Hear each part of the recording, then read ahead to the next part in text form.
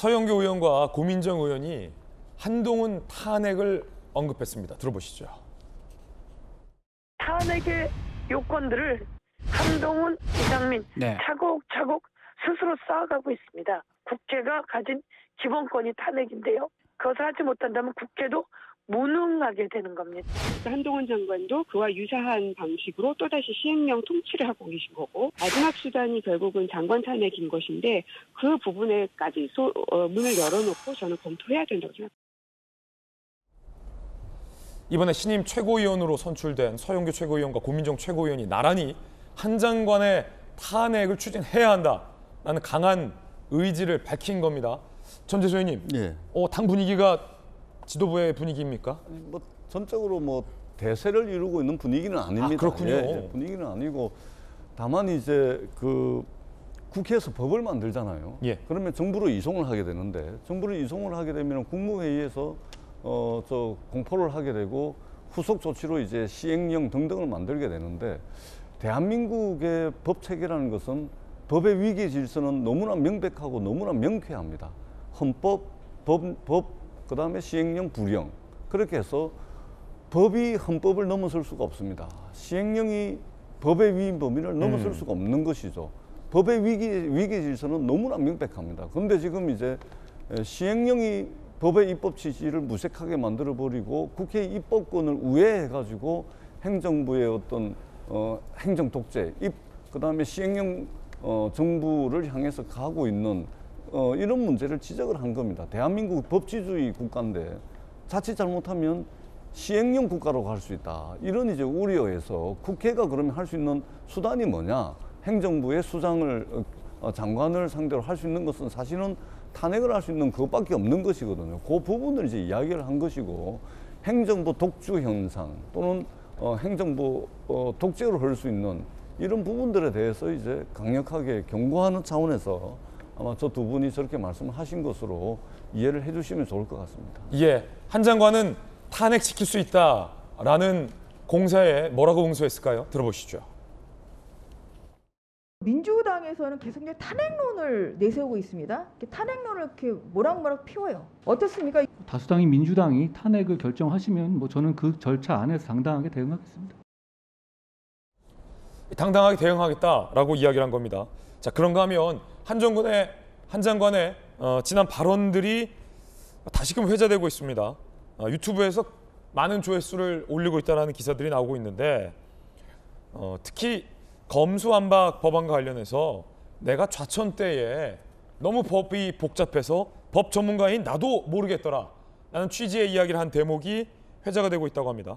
그러면서 황운하 의원을 언급했다고 합니다. 들어보시죠. 몇 년 동안 제가 좌천당하는 과정이었는데, 그런데 법률 전문가인 제가 알 수가 없을 정도로 제도가 복잡해졌습니다. 국민들은 더 할 겁니다. 법안을 주도했던 사람 중에 한 명, 황운하 의원이 편지를 보낸 것을 보면 검찰 수사를 못하게 하는 부분이 국가 전체의 수사 총량에서 증발하는 것이라고, 검수완박이 됐으면 나는 절대로 기소되지 않았을 것이다. 수사를 못하게 해서 범죄 수사를 유축시키는 목적이었다고 생각합니다. 자, 한 장관의 이 발언 어떤 뜻입니까?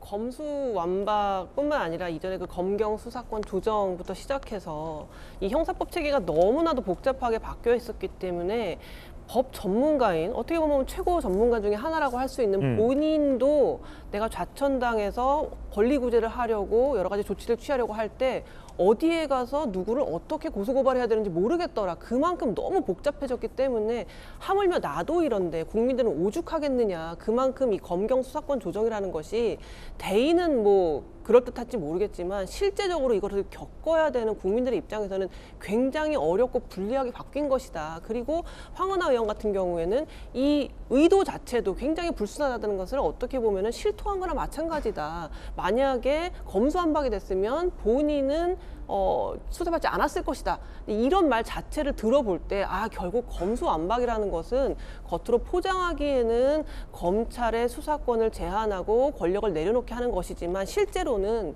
정치인들 혹은 권력자들이 자기들 수사 못하게 하려고 한 것 아니냐라는 것을 실토한 거나 마찬가지다라는 이야기를 한 것이고요. 계속해서 이제 검수완박이라는 걸 굉장히 정치적인 공방으로 이제 정치인들, 민주당 의원들은 얘기하려고 하지만 끊임없이 한동훈 장관은 이건 단지 정치의 문제가 아니라 일반 민생, 실제로 송사에 휘말리는 우리 국민들의 입장에서 굉장히 불리하고 어려워지는 제도이기 때문에 이것을 보완하기 위해서는 여러 가지 시행령이라든가 이런 것들을 갖춰서 최대한 국민에게 피해가 가지 않도록 하고 있다라는 본인의 어떠한 그러한 행보를 설명하는 과정에서 나온 말 같습니다. 그렇군요. 앞서서 이제 탄핵에 대해서 법적으로 대응을 하겠다. 그 안에서 대응 잘하겠다라고 밝혔는데 민주당이 다수이기 때문에 뭐 이 탄핵론이 주류 의견 아니다라고 전재수 의원님께서 말씀해 주셨어요.